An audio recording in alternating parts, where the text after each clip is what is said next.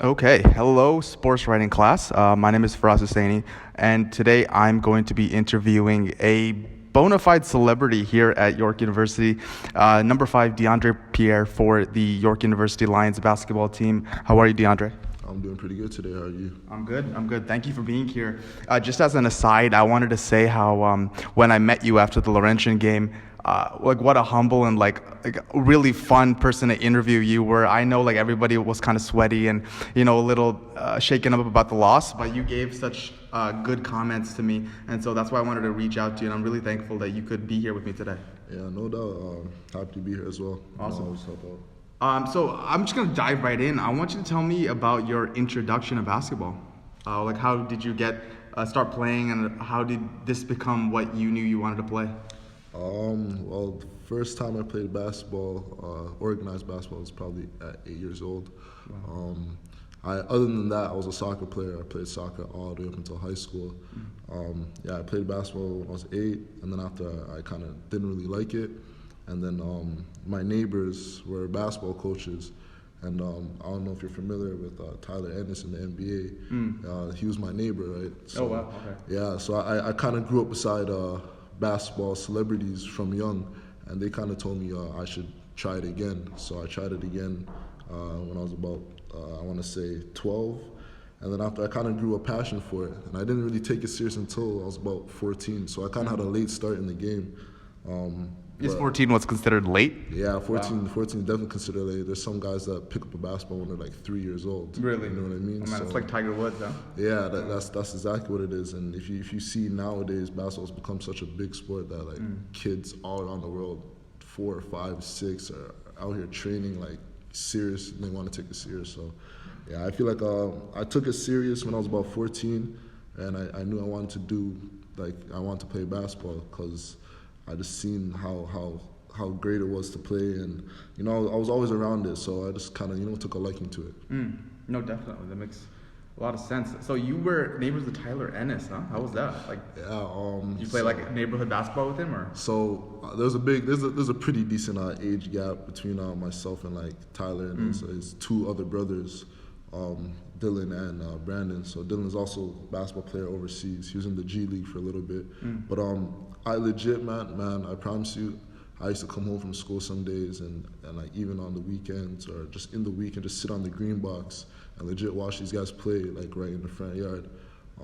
It was one of those. It was a humbling experience. Obviously, I couldn't step on the court and play with them, right? Because obviously my size, my age, it wouldn't have been much fun for myself or them. But just to watch them like really and truly play in front of me for so many years and then actually make it, just gave me extra motivation to actually like take the sport serious. Cause like I grew up beside people that actually made it to that level, so why can't I?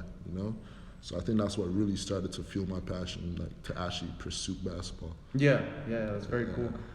It's very like inspirational, right, to see guys like that right next to you. Exactly. Like I used to see like guys like Andrew Wiggins, guys like Anthony Bennett, like Jamal Murray. I used to see all those type of, like all the NBA stars like from Canada that you can think of right now.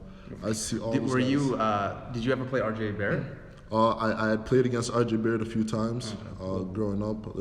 There's a little bit of an age difference. I'm a year older, but I did play against him. I was never fortunate enough to be on the same team as him, but played against him a few times. But like, yeah, man, I played with some NBA stars right now, and just all those things just made me want to play even that much more. To see guys just like me kind of make it. So no, for sure, and he's like killing the league right now. RJ, he like just came in and like started demolishing. Yeah, he's doing his thing. Like shout out to him because he's really doing his thing. Yeah. I'm happy for him. Very cool. Yeah. I wanted to go into like what, as a Canadian, collegiate player, like you were mentioning before the interview, you don't really have as much of a spotlight as like the American players do. What kind of challenges did you come across from growing up, going to high school, now playing for the York Lions? How has the Canadian experience been for you? I feel like my era, or the guys that kind of grew up my era, we kind of came into that whole Canadian basketball upbringing, right? So the guys before me, the spotlight really and truly wasn't there at all. Like I know guys before me, they wish they had the opportunity and the spotlight that my era kind of had when it came to university basketball or say just like high school prep basketball in Canada, right? And it's kind of like it's growing. Each year it's growing. So I look back at like the prep leagues and everything, and I'm seeing how much attention the guys that are like after me are getting right now. So it's one of those things like the sport and the attention to the sport is growing, and I feel like it's gonna keep growing. I just hope that it doesn't like, come at a point in time where like I've already come and gone and left, university basketball here in Canada. No, for sure. I would kind of like hope it, kind of transcends and kind of, comes along as I'm still here. So that's one of the things that I felt was a challenge. Like just the spotlight wasn't as big, the attention wasn't as big. People from like universities in the States, they weren't really paying attention, right? Like they showed up to like high school guys like myself and other players, and if they did, we were fortunate, right? But I feel like guys nowadays, like they're getting a lot more attention from like these universities in the States, right? Even from universities like in Canada. So yeah, I think that was one of the biggest challenges, just trying to find a way to kind of push yourself out there with very little media outlet or source of media attention. Yeah. As like a GTA native in Mississauga and Brampton, is there a reason why you chose Canadian universities instead of trying to be recruited by an American one? I'll be honest with you, if I'm being completely honest and blunt, Canadian universities weren't even a thought to me, in all honesty. Like growing up, like I said, like I seen like all these guys going to like top tier Division I schools, right? So it was like, okay, that's where I'm headed. Like these guys can do it. That's what I'm gonna try to do. So like I honestly worked day in, day out, made a lot of sacrifices, right, to kind of get to that point, right, to kind of get to that Division I school.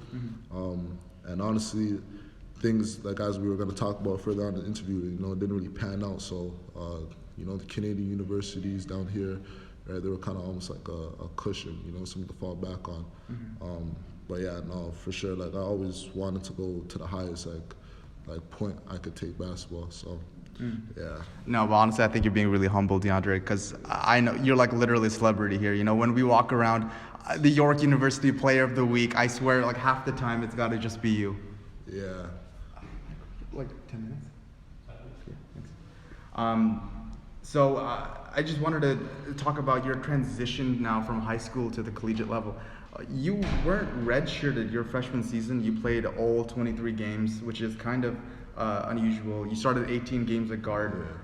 How did becoming an immediate impact player for your team when many rookies sit out, how do you think that was for your development? I feel like that played a huge part in my development. I think it gave me like the confidence, right, to kind of like go out there and do what I know I can do best. I feel like sometimes when guys are limited or redshirted or they don't see a lot of minutes on their court, their confidence kind of wavers a little bit. So I feel like it was a huge confidence boost. Obviously, doesn't matter what level you're playing at, like your first game or your first practices, like you're a little bit nervous. Yeah. Right. So for sure, like my first few games, I was a little nervous, you could say. Just still trying to get used to the feel of actually playing like university basketball. And then once I kind of got in the groove of things, it just became easy. And you can see that with like the start. So like 18 starts out of the 23 games we played, right? There was a point in time where I just was fully comfortable, like fully in control of the game. And then from there, coach just he had faith in me. He just kind of put me on the court and let me start and continue to grow as a player. So. 10 minutes. So during your freshman season, you were, like you said, you were second on the team in points. You led the team in minutes. You even had the honor of being named York Male Athlete of the Year. I mean, 40,000 people go here, man. That's a huge honor.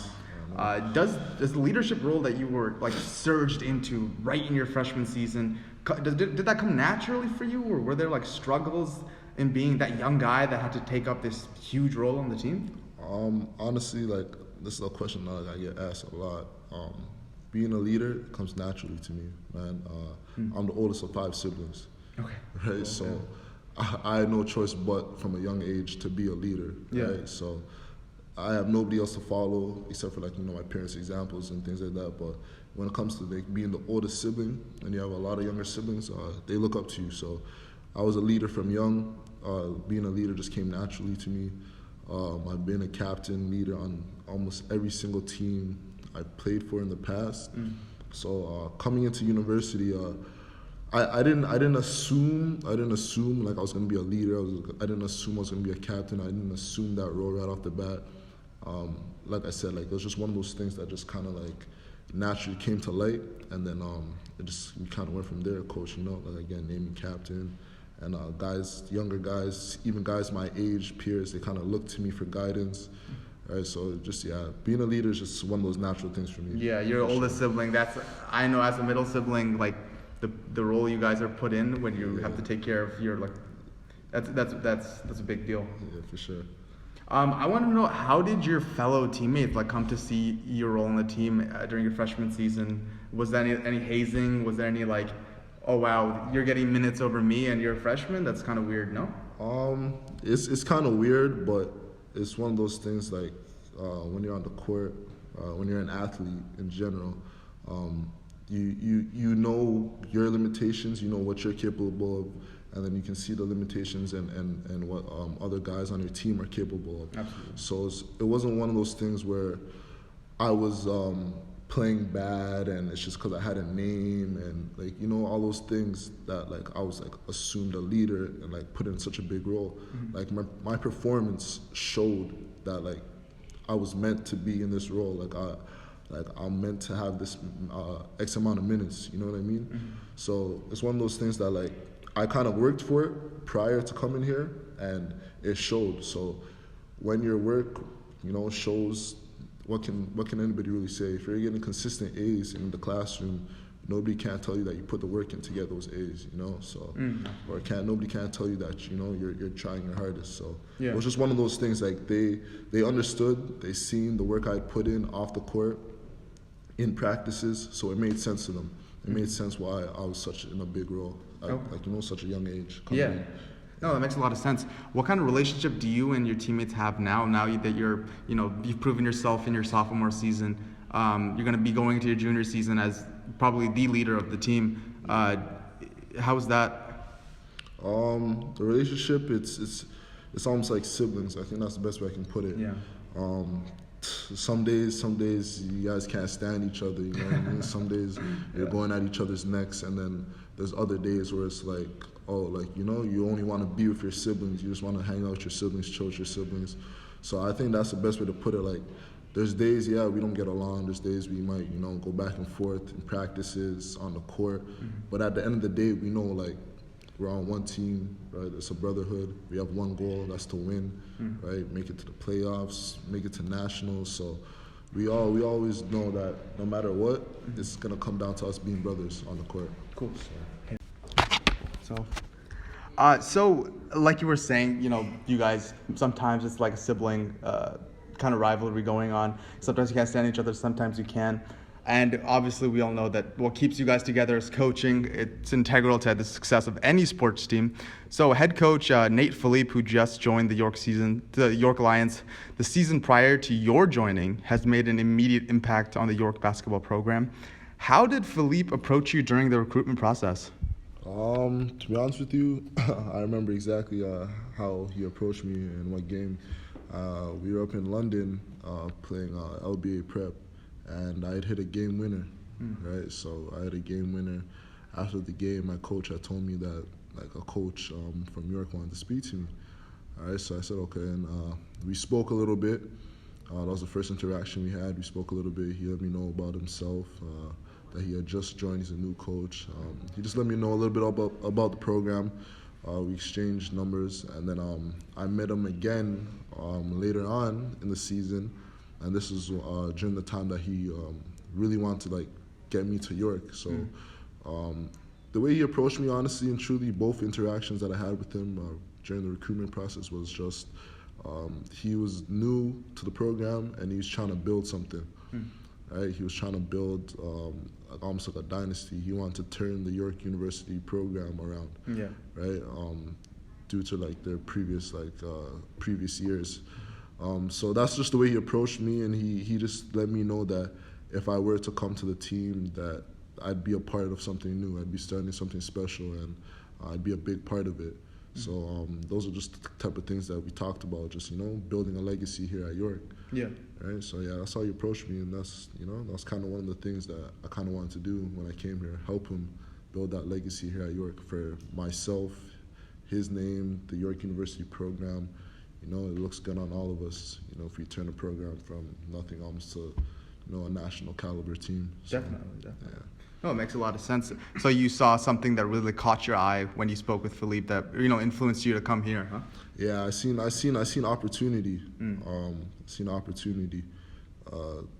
Like I said, or like in the interview we speak about, like there was numerous Division I schools that I had had possibilities of going to, and during the time, for whatever reasons, things didn't work out. So I felt like there was a little bit of a chip on my shoulder. I felt like this right here was an opportunity to come here and like showcase and like kind of prove everybody and anybody that kind of doubted wrong, right? Kind of, show the world, show other coaches, show other programs that like, this is what almost like you guys are missing out on, and now, this is what I'm doing over here, and this is like, this is our dynasty, it's our legacy. Yeah. Right? So that was one of the things that it really caught my eye. No, I love that, proving everybody wrong. Yeah. Sure. Well, so what kind of relationship do you and the coach have now, knowing each other for 2 years, like being around each other for so long?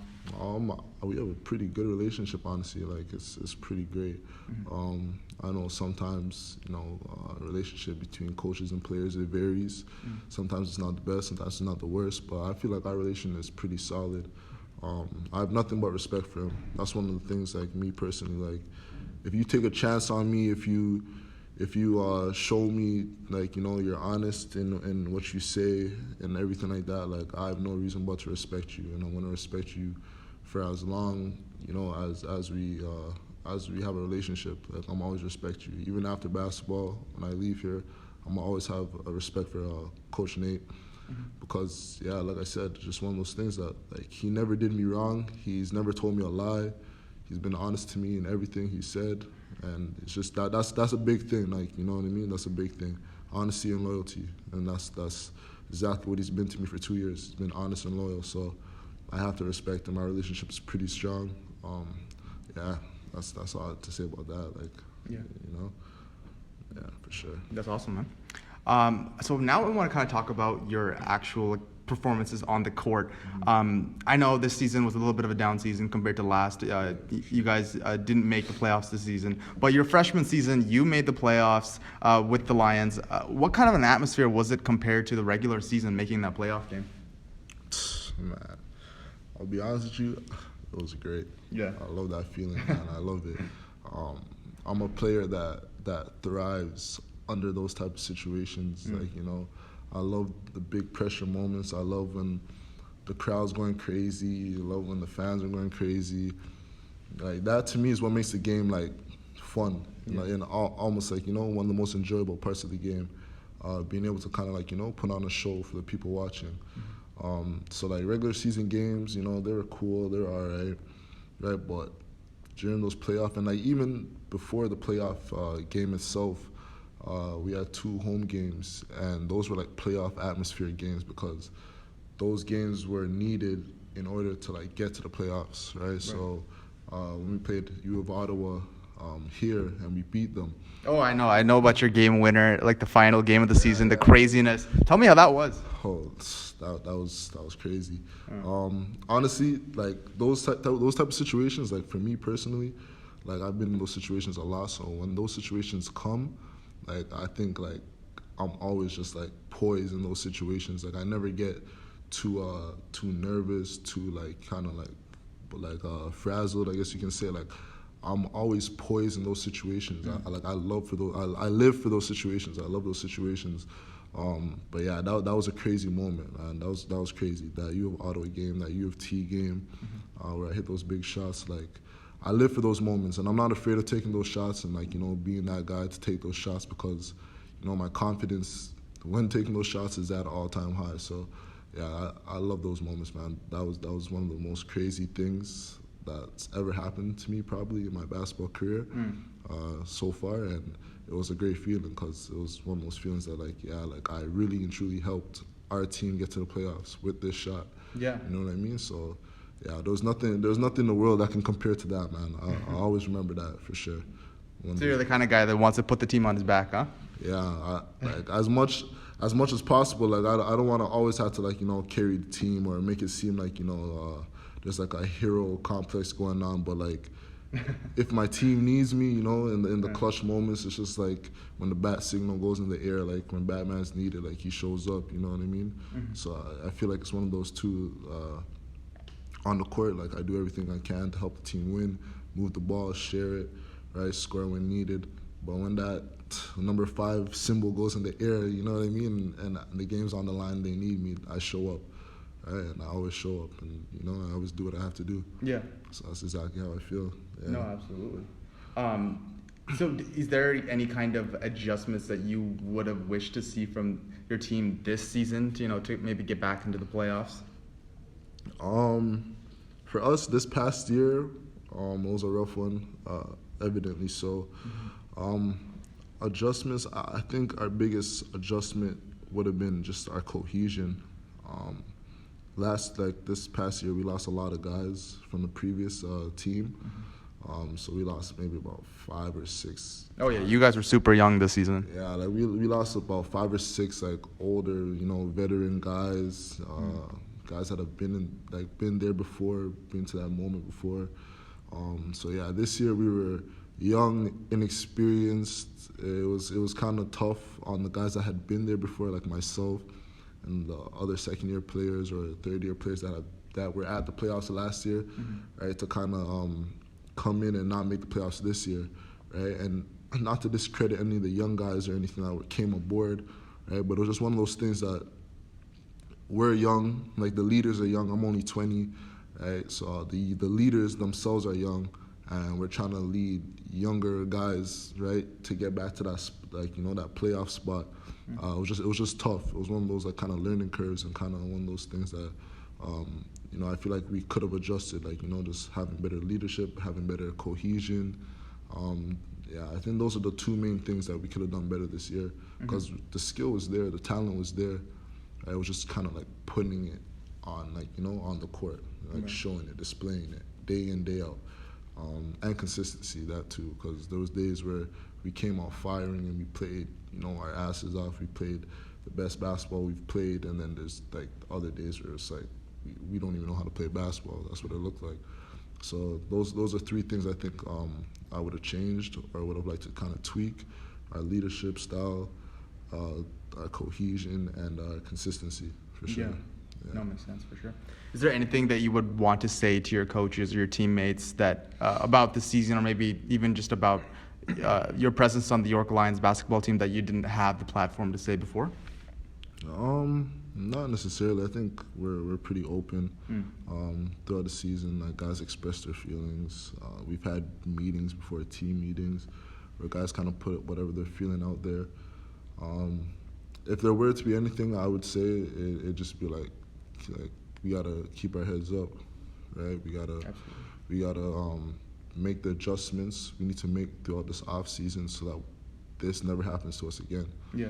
Right? Because this is one of those things it's one of those things that you never want to feel this feeling again, like the feeling of losing so many games and being in such a terrible position, I guess you could say, in rankings and stuff.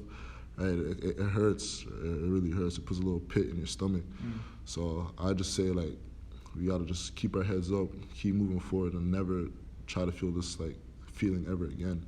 Right? So we gotta do what we gotta do individually as a team, right? And then, right, when time comes for us to get on the court and put that jersey on, we give it everything we got.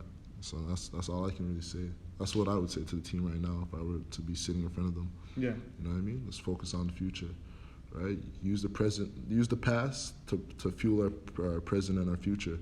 You know what I mean? Don't dwell on it. Use it as fuel. Right? So that's for sure. When I saw you play for the first time, it was against the Laurentian Voyagers at the end of January. Fortunately, a loss, but you guys kept it pretty close. It seemed like there was a bit going on there on the court, but I just wanted to ask, are there any teams that you would say are like kind of rivals to you guys that you guys keep in mind when you are practicing? Just you bring them up, or if there's any standout players that opposing players that you kind of remember when you're practicing? Man, there's a lot of like opposing players out there in this league. Like this league is really good. Like I don't think guys outside like looking in realize how good the league is, but like when they're actually playing the league is really good. Rival teams, I honestly feel like obviously there's going to be that inner city rivalry, so us, Ryerson, U of T. Yeah. There's always going to be that rivalry because, we're all from Toronto, right? Inner city Toronto, outer city Toronto. It doesn't matter. We're all in the city. So every time we play U of T or Ryerson, there's a lot of animosity. There's a lot of extracurricular activity. Yeah, there's a lot of extraness going on. You know what I mean? There's always that wanting to win factor. Because you just don't want to lose. It's like bragging rights almost, like who's the best in the city. You don't want to lose to, a rivalry team in the city. Another team that for some reason, I don't know what it is about this team, but even from my first year and coming to this year, every time we play them, they bring the best basketball out of us, and it's always a close game. And like, it's Laurier. I don't know what it is about Laurier. I don't know what it is about Laurier, but anytime we have Laurier on the schedule, whether it's a scrimmage, whether it's regular season, doesn't matter. Like that game is always very competitive. That game is always, one of the like more fun games, more competitive games, more fierce games we play. And yeah, it's Laurier. And then players, obviously, Ali Sal, shout out to him. He's killing the league right now. Talked to him a few times throughout the season. We're pretty close. We have a decent relationship. Another standout guy, Collegiate Gray. He's like 2 or 3 time U Sports, guy, right? Yeah, 2 or 3 time U Sports Player of the Year. Like for him to be doing that consistently, I gotta take my hat off to him. He's a tough cover. You guys did a pretty good job shutting him down though during that game. Yeah, I know Tyler Price was covering him pretty hard. Yeah. So we had a little bit of a game plan for him. Because he's the type of guy that can go off and get his numbers. So we had a game plan for him. We had Tyler guide him, and then when Tyler got tired, we just switch it up. We just do different guys at him. Always had a guy with fresh legs on him. That was kind of the key, because he's one of those guys. He sees if you're tired, he's gonna try to go at you. Try to bully you in the paint, things like that. So we just always do a fresh set of legs at him, right? No matter what. Just always a fresh set of legs. Another guy I want to shout out one time, Malcolm Glanville over at Guelph. He's doing big things. He's really good. Me and him are real close, like a big bro to me. So he's doing this thing over at Guelph, leading scorer over there, right? So yeah, there's a lot of notable guys, a lot of good guys throughout the league, and there's a lot of good teams. But those are just a few names, a few teams just to put out there for sure. Awesome. So bringing it back to the Lions. I know that you're like one of the best players. I would say that Prince kind of is a rival to you on the team. What kind of relationship do you have with Prince Kamunga? Our relationship, it's rocky sometimes, but like I said, siblings. So my first year, we were real close my first year. He kind of put me under his wing a little bit. A lot of the older guys kind of put me under their wing, kind of, show me different things, kind of were there, on the court, off the court. This year was a little different because this year both of us were kind of put into a leadership role, whereas last year we never had that responsibility. He wasn't a captain, I wasn't a captain last year. We were just 2 key guys going out there and doing what we have to do. This year was a little bit different because I was a captain, he was a captain. We have 2 different leadership styles, 2 different kind of like levels of play. Right? So it was one of those things, like I said, one of the things I wish we could have tweaked or we could have made better was our leadership, learning how to lead together. Yeah. You know what I mean? Did you feel like there was a bit of friction there, having 2 leaders on one squad? Yeah, for sure. I felt there was a little bit of friction. But then again, like you said, I'm one of the best players on the team. He's no doubt one of the best players on the team. You can say that him and I are the 2. Yeah, I'd say 1A, 1B. Exactly, 1A, 1B, almost that Kyrie LeBron type thing. You know what I mean? For sure. Where it was like, Kyrie, LeBron, who's 1A, who's 1B. You Yeah. know what I mean? And we even seen how that played out. It was kind of tough for the two of them to kind of like, be leaders at the same time. So I think it was just one of those things, like, it was one of those, like, 1A, 1B, who's 1A, who's 1B, like, how are we going to lead? Are we going to, do it this way? Are we going to do it your way? Are we going to do it my way? But at the end of the day, like siblings, you're going to fight. It's going to happen. Me and him are good, like, off the court.